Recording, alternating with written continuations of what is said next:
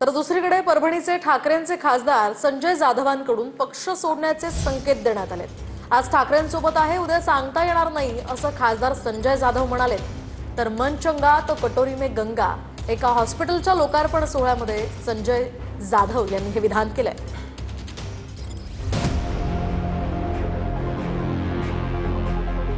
परभणीचे ठाकरेंच्या शिवसेनेचे खासदार संजय जाधव यांनी पक्ष सोडण्याचे संकेत दिलेत। आज ठाकरेंसोबत आहे, उद्या सांगता येणार नाही असं संजय जाधव एका हॉस्पिटलच्या लोकार्पण सोहळ्यात म्हणाले।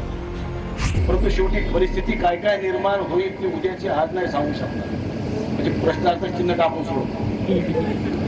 शेवटी राजकारण आता समाजकारणावर अवलंबून राहिलेलं नाही, आर्थिक निकषावर राजकारणाला मोठं आता बळ मिळालेलं आहे।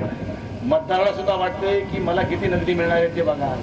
मतदानाच्या दिवशी मोठ्या मोठ्या परिवारातले लोक पैसे मागत नव्हते, पण माझ्या घरात 7 मत आहेत बरं का म्हणून जाणीव करून देत होते।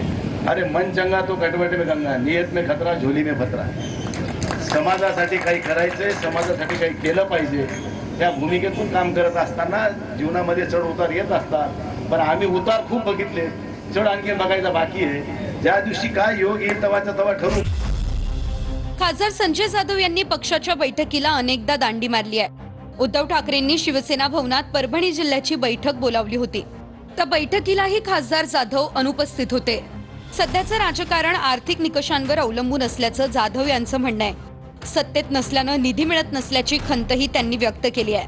परभणी जिल्ह्यातल्या शिवसैनिकांसमोर त्यांनी ही खंत बोलून दाखवली होती।